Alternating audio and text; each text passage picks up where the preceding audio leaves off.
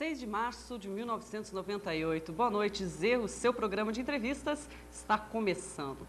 Na esteira da eleição presidencial está o Partido Popular Socialista, o PPS, com o ex-ministro e ex-governador Ciro Gomes como pré-candidato.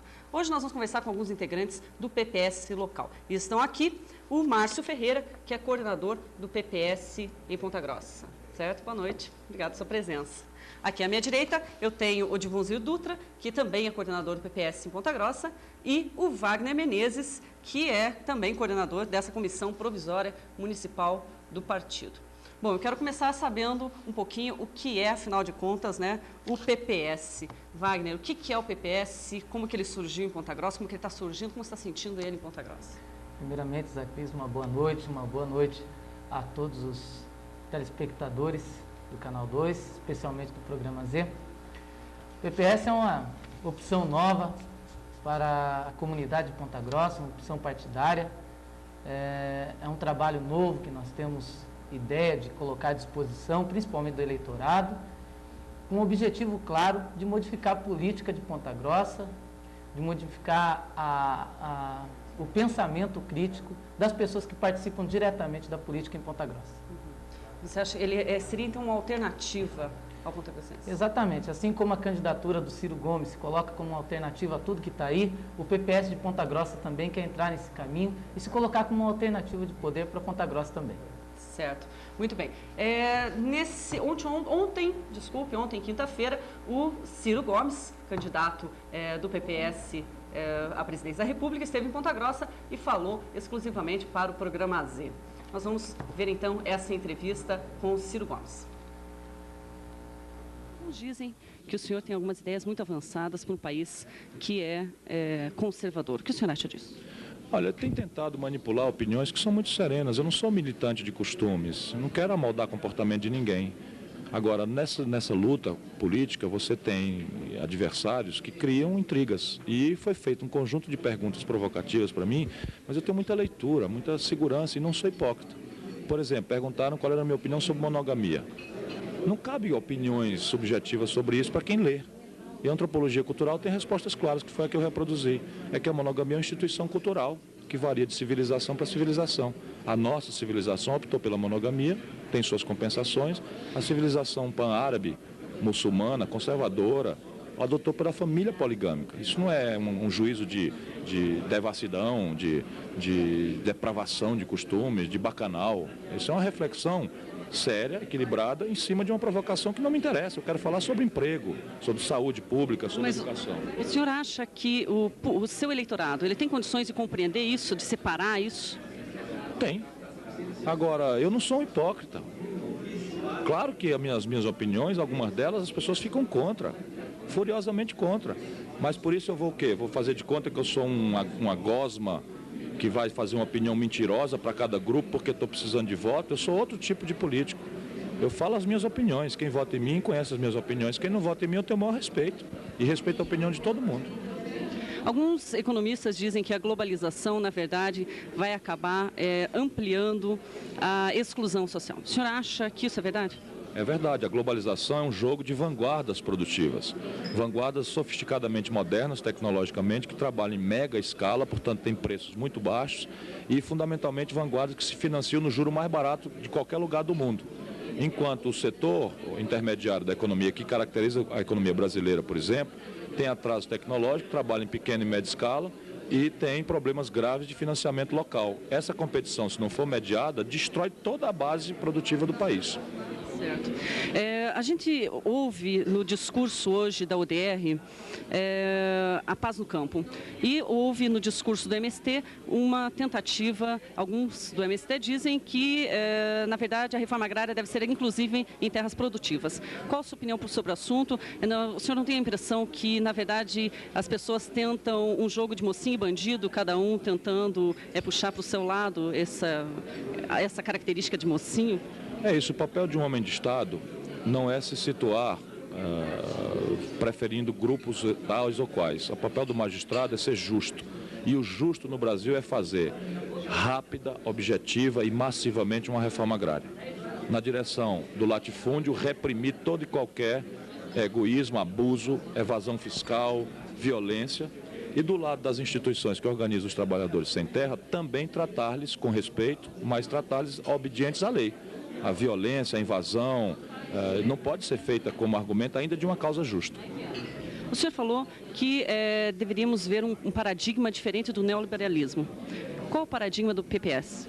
É uma economia política democratizada de mercado, em que a iniciativa privada tem todo o prestígio para continuar trabalhando, mas o Estado deve ser enriquecido e equipado estrategicamente de forma democrática para ser parceiro dessa iniciativa privada, suprindo suas deficiências de financiamento, deficiência tecnológica, mediando aquela competição que, se for entregue à selva neoliberal, destrói nossos empregos e a nossa produção e, fundamentalmente, extraindo desta nova parceria os recursos para financiar uma nova etapa do desenvolvimento social brasileiro, sem o que nós continuaremos sendo o país mais perverso em matéria de distribuição de renda, que humilha 60 milhões de pessoas na pobreza.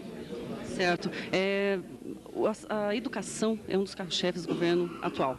E só que a gente vê, por um lado, o pessoal da pesquisa que não está satisfeito e também o pessoal, os professores que também não estão satisfeitos. O senhor tem alguma linha para a educação? O senhor traça alguma solução para a educação no Brasil?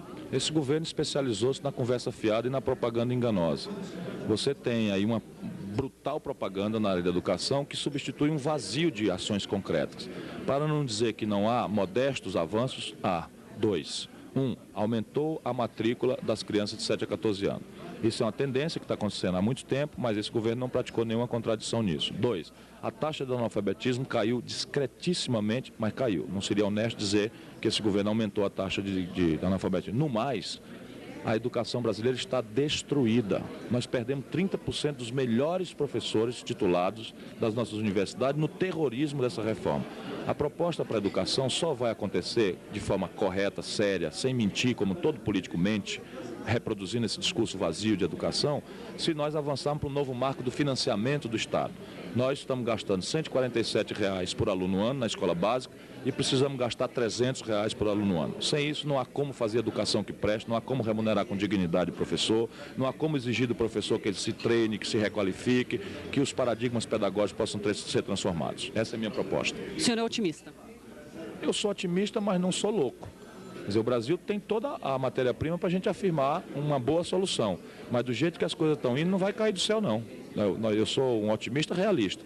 Se nós deixarmos as coisas evoluírem como estão, o debate demagógico, transformar todo o debate brasileiro no real como um milagre feito sozinho pelo professor Cardoso, e no antirreal, satanizado no preconceito em cima do Lula, esse país vai estar num momento muito grave. Muito bem. Eu quero voltar, então, com o Márcio Ferreira, e justamente sobre essa questão do Ciro Gomes. Qual foi a impressão que ele causou aqui em Ponta Grossa? E que você falasse um pouquinho sobre a candidatura dele.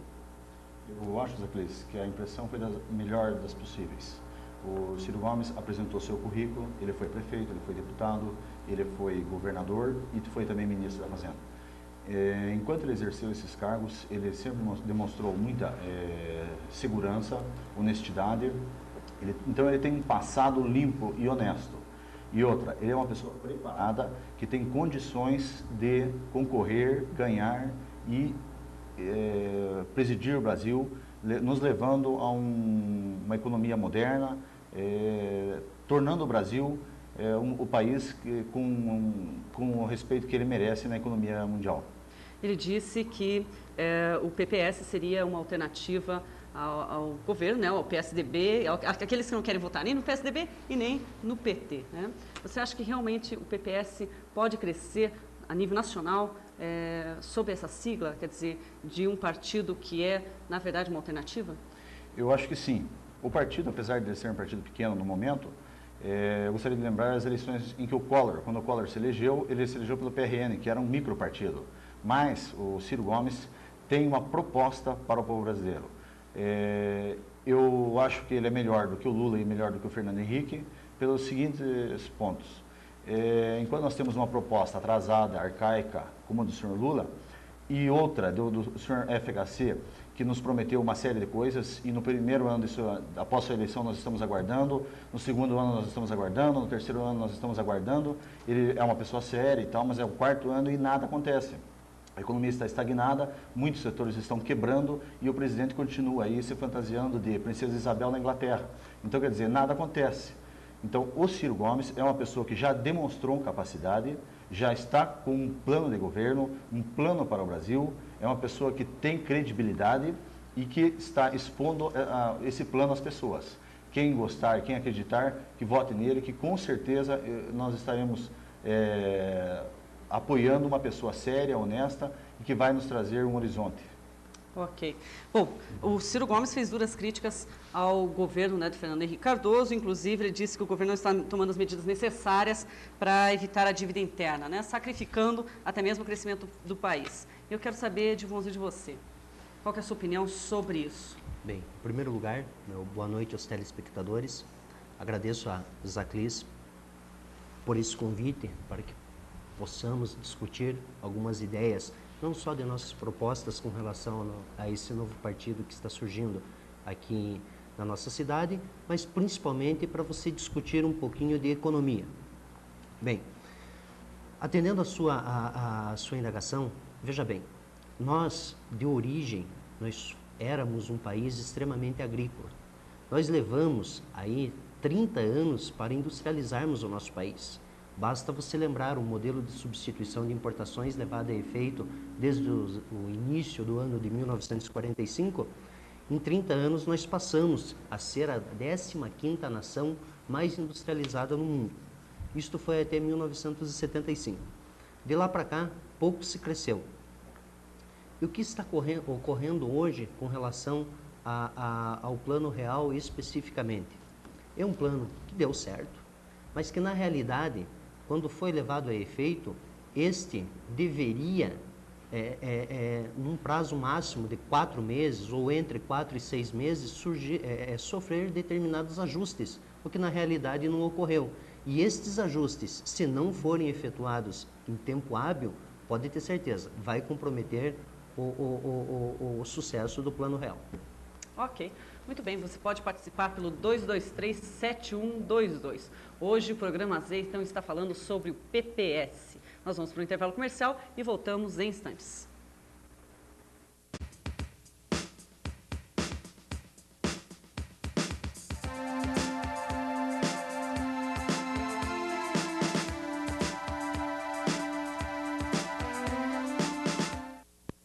Estamos de volta com o Z, o seu programa de entrevistas aqui no Canal 2. O tema hoje é PPS, Partido Popular Socialista.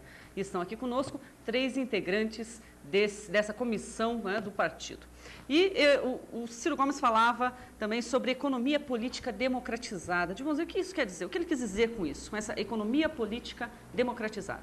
Em primeiro lugar, é você dar a oportunidade para que a iniciativa privada e o governo formem uma verdadeira parceria, e não o que está acontecendo na realidade hoje. Hoje o governo, para financiar sua dívida interna, ele está concorrendo com a iniciativa privada na obtenção de dinheiro para o financiamento dessa dívida. O que ocorre com isso? Numa economia de mercado, quanto maior for a procura por um determinado bem, maior será seu preço. E como nós possuímos recursos financeiros escassos, o próprio governo, para financiar seus déficits, está concorrendo injustamente com a iniciativa privada na obtenção desses recursos. Qual é a causa disso aí para a iniciativa privada? É juros altos e um acesso limitadíssimo ao crédito, a prazos bastante curtos. Então, na realidade, o que ele prega quando ele cita em economia política democratizada é que se forme uma parceria do governo com a iniciativa privada e jamais que estes venham a concorrer, por exemplo, na obtenção de crédito. Privatização, qual a opinião do PPS com relação à privatização? Veja bem, aí você tem que fazer uma análise bastante profunda. Porque você veja bem, existem empresas completamente deficitárias em nosso país. Se ela é assim, eu acho que você deve ser favorável à privatização. Agora, não concordo de forma alguma de você pegar, por exemplo, uma empresa altamente rentável, a título de exemplo, uma Petrobras ou uma Eletrobras, e simplesmente você privatizar. O que deve se fazer, sim, é abrir a oportunidade para que haja concorrência nesse setor. E jamais para que se passe todo esse nosso patrimônio à iniciativa privada. Abra a concorrência, quebre o monopólio. A partir do momento que se faça isso, tranquilamente a empresa pública vai se tornar mais eficiente e não vai passar para as mãos de pessoas que possam até vir a utilizá-las com determinados fins ou fins mais ou menos escusos. Sem contar também, Zaclis, a questão aqui dando um gancho no que disse o Divonzir, em relação à responsabilidade quanto a essas privatizações. Nós tivemos recentemente o caso no Rio de Janeiro da privatização da Light, que foi terrível, né? Deram de presente a Light e não tiveram nada em troca. E agora os consumidores, os cidadãos, estão recebendo todo aquele mau serviço prestado. Então, devem existir critérios jurídicos para fixação dessas privatizações que estão ocorrendo. Ok. Uma coisa que a gente tem a impressão, principalmente nessa época, é que, na verdade, partidos com linhas diferentes, por exemplo, PSDB, né, e PPS, vamos colocar isso hoje, né? Parece que nessa época tem um pensamento muito parecido com relação a tudo que é ruim dos governos que aí estão, né? Por exemplo, o ex-governador Álvaro Dias falava justamente sobre a questão de privatização e isso que era uma vergonha, por exemplo, aquela campanha tapa-buracos do governador Jaime Lerner. O que você acha disso, Wagner? Bom, existe aquela operação tapa-buracos e o pior ainda está por vir, eu acho, Zaclis. Você veja bem, com essa privatização das nossas estradas, nós teremos, é claro, um benefício, que nós teremos mecânico, nós teremos telefone, mas eu quero questionar, eu quero pensar junto com o telespectador nesse momento, o custo disso aí, o preço. Seria cobrar o preço da ineficiência do Estado? Porque nós já colaboramos com a conservação das estradas, nós já colaboramos com a obtenção de recursos para as estradas através do IPVA. Para onde vai o IPVA? O IPVA vai continuar sendo pago. E agora se privatiza as estradas, por exemplo, para se chegar até o noroeste do Paraná, nós pagaremos 4 pedágios para o transporte de cargas, para aquelas pessoas que viajam, vai ficar um custo muito pesado para essas viagens.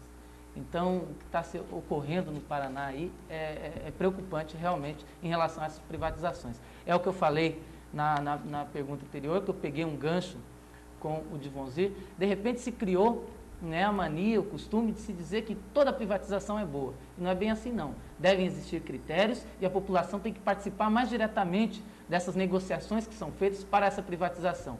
De repente estão construindo já o pedágio, que será cobrado imediatamente, e nós estamos aí, aguardando para depois reclamar. Eu estou muito preocupado com essa situação e eu tenho certeza que os partidos que têm um raciocínio mais crítico vão se opor a esse posicionamento, a menos que o governo do Estado mude aí os critérios para essas privatizações que estão ocorrendo. E essa questão de propaganda enganosa, você acha que realmente os governos que estão aí, seja o governo nacional com o senhor Fernando Henrique Cardoso ou aqui o governo do Estado com o Jaime Lerner, você acha que eles fazem propaganda enganosa? Você acha que eles utilizam o poder para fazer uma propaganda favorável às suas candidaturas? Quando você fala sobre propaganda enganosa, me lembro até do PROCON, com muita saudade. Mas essa questão de propaganda enganosa é um abuso e não é de hoje não, viu? Muitos governos aí passados que hoje criticam esse tipo de propaganda fizeram, né, quando estavam no poder. Mas o problema da propaganda enganosa em si é outro muito diferente e que nós estamos debatendo, queremos debater com toda a sociedade. É o problema do governo virtual, da felicidade virtual. Então, na televisão, parece tudo bem, parece que está tudo ótimo, a economia vai bem, os políticos são muito bons, trabalham eficientemente e, na realidade, o povo, a população, está com uma série de problemas, a classe média tem dificuldades também e a população mais carente, quando precisa do Estado, o Estado não está presente. Então, a nossa preocupação é realmente com os governos virtuais. Ok. Bom, o Eduardo, que participou pelo 2237122, faz a seguinte pergunta aos três. Como vocês conseguem se entender com ideologias completamente diferentes, sendo que o Márcio era o DR, o Wagner, PSDB, e o Divonzir, PL. E agora, como estão conseguindo se alinhar dentro do PPS? Vou começar pelo Márcio. Bom, Zaclis, nós temos que deixar bem claro uma coisa. A nossa união ela se deve em torno da proposta do candidato Ciro Gomes, que é uma proposta para modernizar o Brasil e transformar essa economia estagnada do senhor Cardoso para uma economia moderna, em que os empresários brasileiros tenham, juntamente com os seus jovens e as suas famílias, uma visão de um futuro melhor. Hoje, ninguém tem condições de dizer como estará o Brasil daqui 6 meses. Ninguém. Eu acho que com essa mudança nas eleições, nós teremos essa melhora. E é isso que nos une. Eu sou uma pessoa que defende a livre iniciativa, defende a economia de mercado, defende o direito de propriedade. Eu sempre defendi princípios. E eu acho que são esses princípios que uniram eu, o Wagner e o Divonzir e mais uma série de pessoas. São princípios e não ideologias ou rótulos que algumas pessoas tentam nos empichar. Nós defendemos princípios. Certo, mas vamos lá, eu tenho que voltar para a questão de rótulo, né? Até mesmo de rótulo, porque o PPS, Partido Popular Socialista, né? Esse socialista do PPS combina com toda a ideologia que era a sua antiga, né? Da UDR, ou a que você seguia da UDR? Zaclis, eu não estou filiado no PPS. Eu fui convidado pelo Wagner, que é o coordenador do partido, e eu estou apoiando a candidatura Ciro Gomes. Eu não vi em nenhum ponto no estatuto do PPS qualquer coisa que dissesse que a reforma agrária será diferente da que eu defendo. Nenhum ponto em que não haverá uma defesa da economia de mercado, da livre iniciativa, do direito à propriedade. O PPS é um partido moderno. Tanto é que o senhor Roberto Freire, que era o antigo Partido Comunista Brasileiro, mudou. E eu também acho que eu posso mudar. Então, quer dizer, eu sou uma pessoa que apoio aquilo que eu acho que é sério, que é honesto e que bate com a minha filosofia, que eu acho que tem algum futuro. Então, no estatuto do PPS, eu vi um partido moderno. E o que é o socialismo moderno? Nos países de primeiro mundo, tem uma conotação totalmente diferente do que é no Brasil. No Brasil, se fala socialismo, acham que você é contra privatizações, que você é a favor de um Estado interferindo na economia diariamente, e não é isso. O socialismo moderno é uma coisa totalmente diferente. Tanto que nos países do primeiro mundo, a França, a Itália, são países considerados socialistas, mas nem por isso eles deixam de defender essas teorias que eu citei aqui. Bom, você acaba respondendo a pergunta da Marina, que também faz para os três, o que vocês entendem por socialismo. Bom, Divonzir, e aí? Como que vocês se entendem com ideologias completamente diferentes, sendo que cada um, né, vem de um partido e acabaram se encontrando no PPS? Bem, Zaclis, nós aprendemos, na realidade, com o erro dos outros. Nós somos de partidos diferentes, mas em muitos pontos nós temos alguma coisa em comum. Em primeiro lugar, veja bem, nós trabalhamos e lutamos para colocarmos em determinados cargos públicos determinadas pessoas que sempre estiveram conosco. Cansamos de fazer esse tipo de coisa, por quê? Porque na realidade essas pessoas esquecem de tudo aquilo que promete num determinado período. Se elege pelo PL, passa para o PSDB. Se elege no PSDB, fica sem partido ou procura ser outro. Se elege no PFL, passa para o PTB. Se elege pelo PDT, passa para o PTB. O que é partido hoje no nosso país? O que é ideologia, então, nesse nosso país? Partido está sendo usado fisiologicamente? É isso que eu estou entendendo, que eu entendo. Então, veja bem, cansamos de esperar que essas pessoas que nós apoiamos, o que nós escolhemos, deixassem de lado todas aquelas promessas de campanha para atenderem interesses pessoais. Que ideologia era aquela? Então você tem que começar a partir, questionar esse tipo de coisa de um modo contrário. Qual é a ideologia desses que mudaram? Será que existe ideologia política realmente no nosso país? Você acha que no PPS haverá uma fidelidade partidária? Bem, veja bem, no grupo que nós estamos hoje, o grupo ao qual eu pertenço, eu tenho certeza que existirá. Agora, eu não posso responder de forma alguma para você se porventura vierem participar do nosso partido determinados oportunistas. Bom, vamos aproveitar e responder a pergunta da Marina. O que você entende por socialismo? Eu concordo perfeitamente com o que o Márcio acabou de comentar. E veja bem,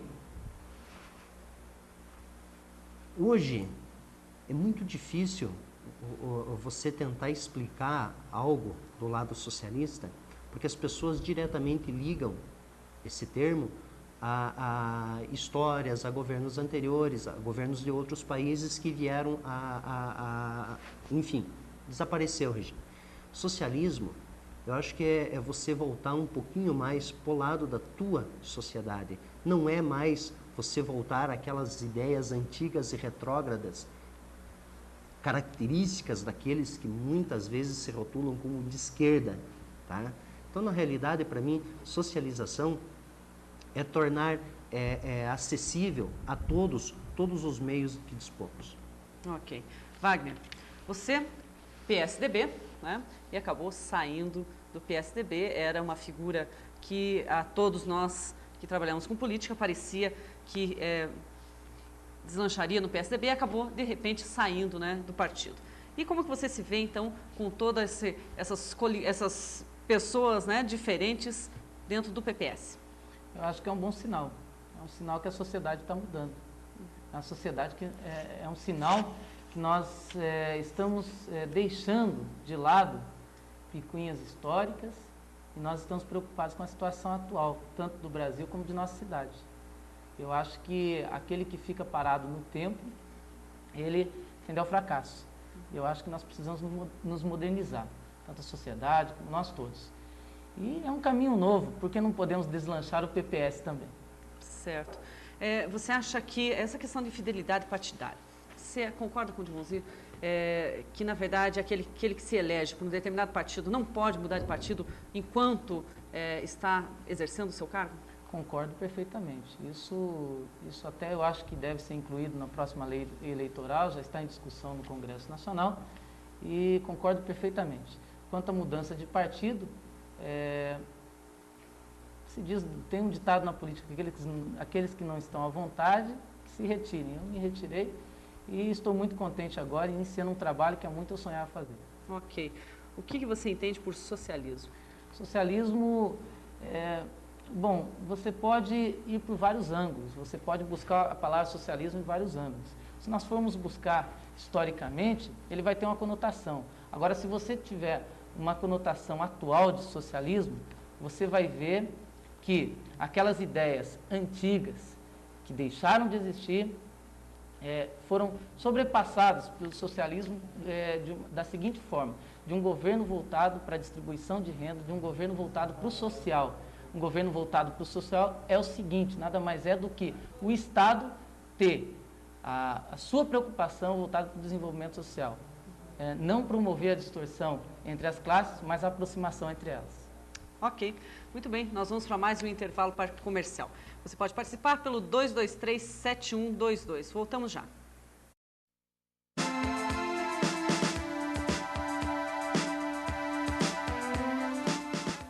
Estamos de volta com o Zê, seu programa de entrevistas aqui no Canal 2. Você pode participar pelo 223-7122 e conversar conosco sobre o tema que é o PPS, o Partido Popular Socialista.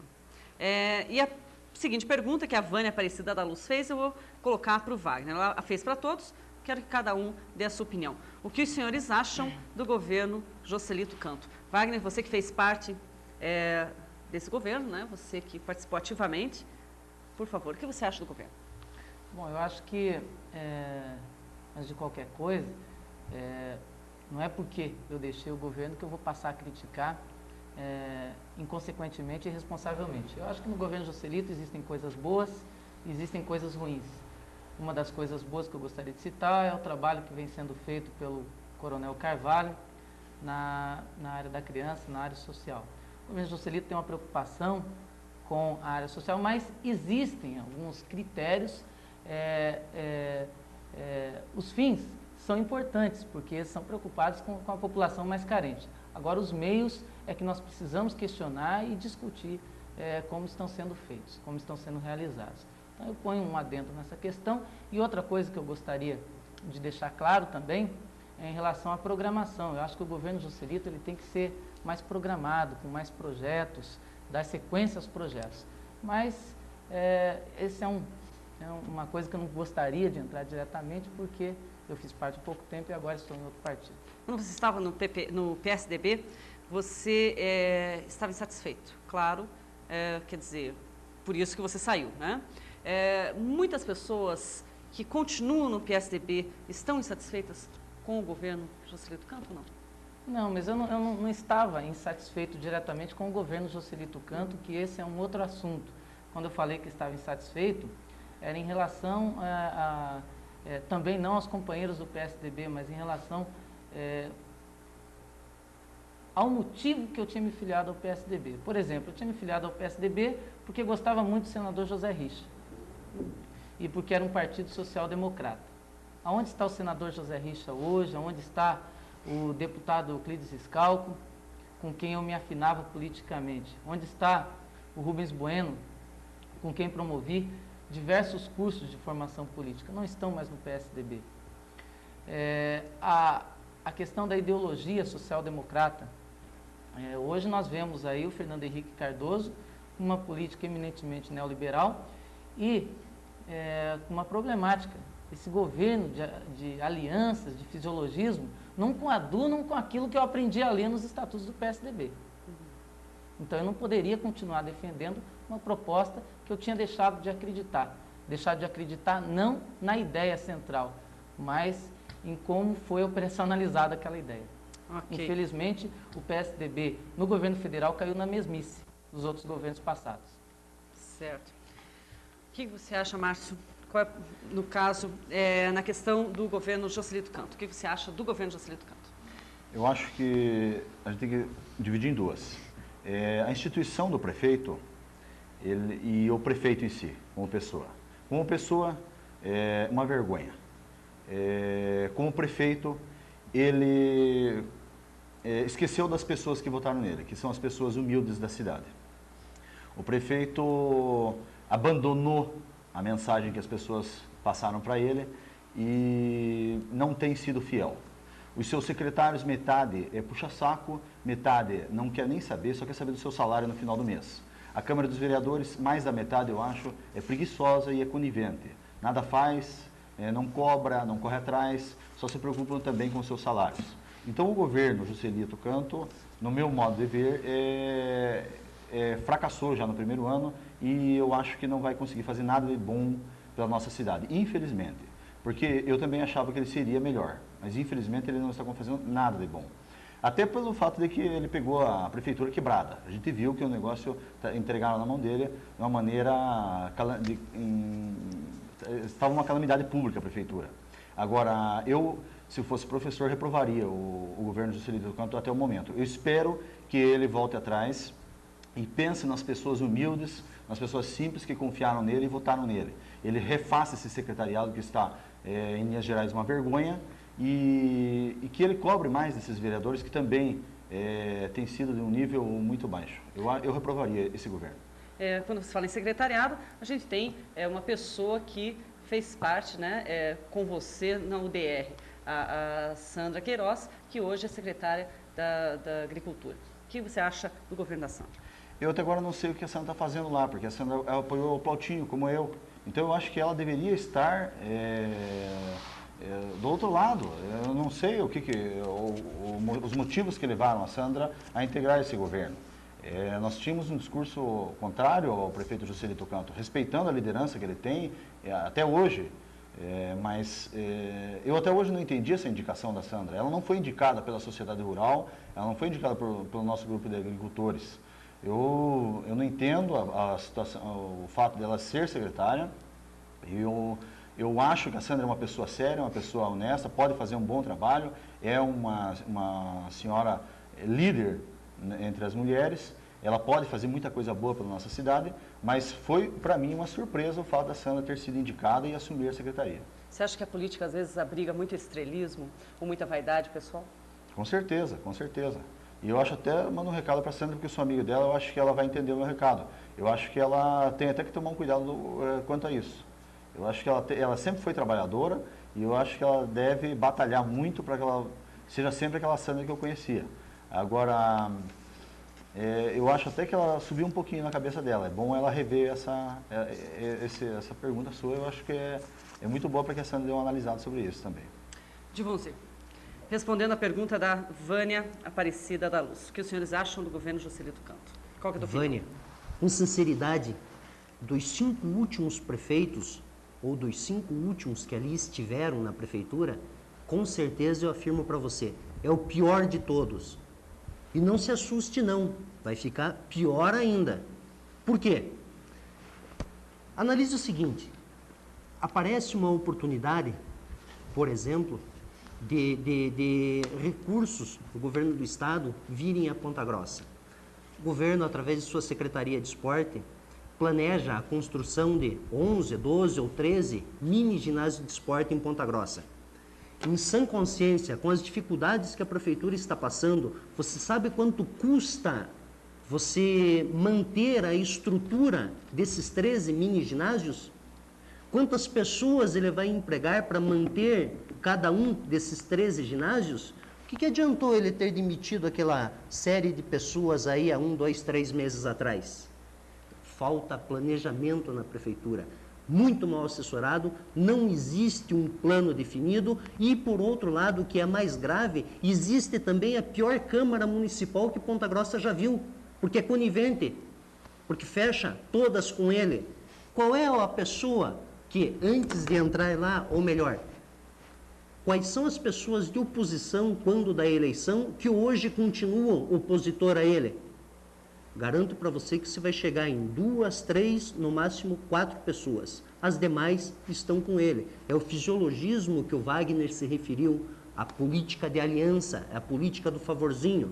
E te digo mais uma coisa. Não posso te dizer nosso prefeito, vou dizer o prefeito de Ponta Grossa porque jamais foi o meu.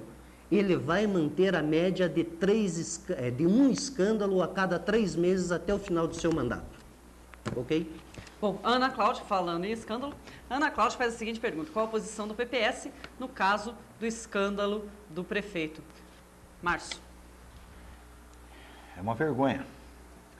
Eu fiz direito também e eu gostaria de dizer que eu não gostaria de julgar alguém antes que os fatos estivessem totalmente esclarecidos. Mas só pelo fato do nosso prefeito estar envolvido, e já houve uma conotação nacional sobre isso, eu acho que ele não teria nada que um prefeito de Ponta Grossa